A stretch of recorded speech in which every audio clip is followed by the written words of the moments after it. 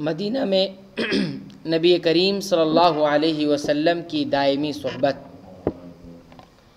قوی معاون جو عثمان رضی اللہ تعالی عنہ کی شخصیت پر اثر انداز ہوا اور آپ کی صلاحیتوں کو نکھارا، آپ کی طاقت میں جوش پیدا کیا اور نفس کی تہذیب کی، وہ نبی کریم صلی اللہ علیہ وسلم کی مصاحبت یعنی آپ کا ساتھ، اور مدرسہ نبوت میں آپ کا تلمس تھا یعنی نبی کریم صلی اللہ علیہ وسلم کے مدرسے میں آپ کا پڑھنا تھا۔ چنانچہ عثمان غنی رضی اللہ تعالی عنہ نے اسلام لانے کے بعد مکہ میں اور ہجرت کے بعد مدینہ میں آپ کی صحبت کو لازم پکڑا۔ عثمان رضی اللہ تعالی عنہ نے اپنے نفس کو منظم کیا، معلم بشریت اور ہادی برحق صلی اللہ علیہ وسلم کے ہاتھوں کہ جنہیں اللہ عز و جل نے اچھی طرح علم و ادب سے سنوارا تھا، مدرسہ نبوت کے مختلف علوم و فنون کے حلقوں میں تلمس کے حریص رہے، سید الخلق صلی اللہ علیہ وسلم سے قرآن و سنت سیکھنے کا اہتمام کیا۔ عثمان رضی اللہ تعالی عنہ خود نبی کریم صلی اللہ علیہ وسلم کے ساتھ اپنی وابستگی اور صحبت کا ذکر کرتے ہوئے فرماتے ہیں، یقیناً جب اللہ تعالیٰ نے محمد صلی اللہ علیہ وسلم کو حق کے ساتھ بھیجا اور آپ پر کتاب نازل فرمائی تو میں اللہ اور اس کے رسول کی دعوت کو قبول کرنے اور ایمان لانے والوں میں سے تھا۔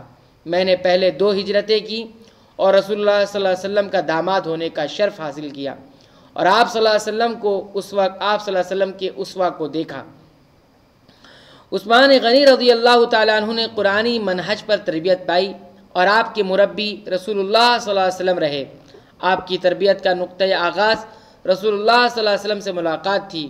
صرف نبی کریم صلی اللہ علیہ وسلم کے ساتھ رابطہ اور ملاقات سے آپ کی زندگی میں عجیب انقلاب پیدا ہوا اور پھر اچانک ہدایت حاصل ہوئی اور آپ دائرۂ ظلمت سے نکل کر دائرۂ نور میں پہنچ گئے، ایمان حاصل کیا اور کفر کی چادر اتار پھینکی اور اسلام اور اس کے بلند عقائد کی راہ میں مصائب و مشکلات کو برداشت کرنے پر ڈٹ گئے۔ نبی کریم صلی اللہ علیہ وسلم کی شخصیت میں دوسروں کے اندر جذب و تاثیر کی عجیب قوت تھی۔ اللہ تعالیٰ نے اپنی آنکھوں کے سامنے آپ کو سنوارا تھا اور روئے زمین کی تاریخ میں آپ صلی اللہ علیہ وسلم کو انسان کی کامل ترین صورت عطا فرمائی تھی۔ لوگ ہمیشہ عظمت کے گرویدہ اور دلدادہ ہوتے ہیں اور دلدادہ لوگ اس کے ارد گرد جمع ہوتے ہیں اور اس سے چمٹے رہتے ہیں، لیکن آپ صلی اللہ علیہ وسلم صرف عظمت کے مالک نہ تھے بلکہ اس کے ساتھ ساتھ آپ رسول اللہ صلی اللہ علیہ وسلم تھے۔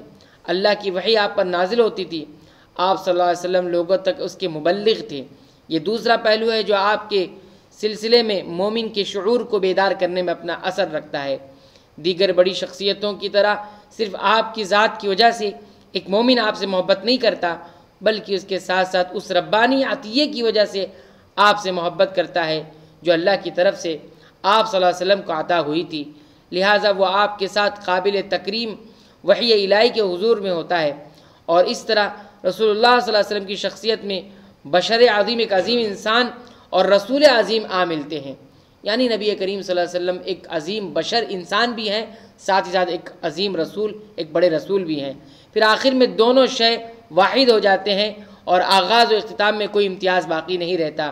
عمیق محبت رسول بشر یا بشر رسول کو شامل ہوتی ہے اور اللہ کی محبت رسول اللہ صلی اللہ علیہ وسلم کی محبت سے ملی ہوئی ہے، اور یہ دونوں محبتیں اس کے اندر ایک ساتھ مل جاتی ہیں۔ پھر یہی دونوں محبتیں اس کے وجدان اور جذبات میں تمام جذبات کا نقطۂ ارتکاز اور شعوری اور عملی حرکت کا محور ہوتی ہے۔ یہ محبت تھی جس نے اسلام کی اولی جماعت یعنی صحابہ کرام رضی اللہ عنہم اجمعین کو حرکت بخشی تھی۔ یہ اسلامی تربیت کی کنجی، نقطۂ ارتکاز اور مرکز ہے جہاں سے اس کا آغاز ہوتا ہے۔ عثمان رضی اللہ تعالیٰ عنہ اور دیگر صحابہ کو نبی کریم صلی اللہ علیہ وسلم کی صحبت و تربیت کی برکت سے بلند ایمانی حوصلے ملتے تھے۔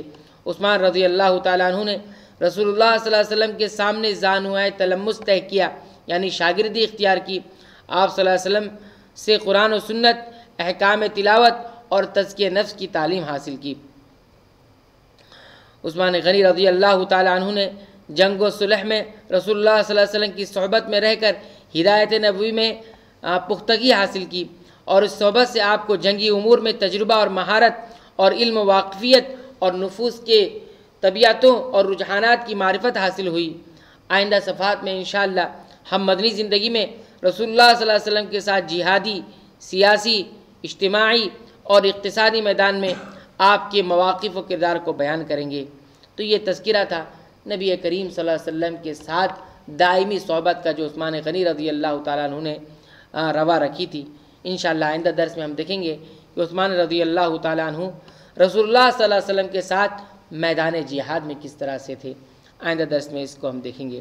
اللہ تعالیٰ سے دعا ہے کہ رب العالمین تو ہمیں صحابہ کرام کی عظمت کو اپنے دلوں کے اندر بٹھانے کی توفیق عنایت فرما۔ آمین۔ وآخر دعوانا ان الحمد للہ رب العالمین۔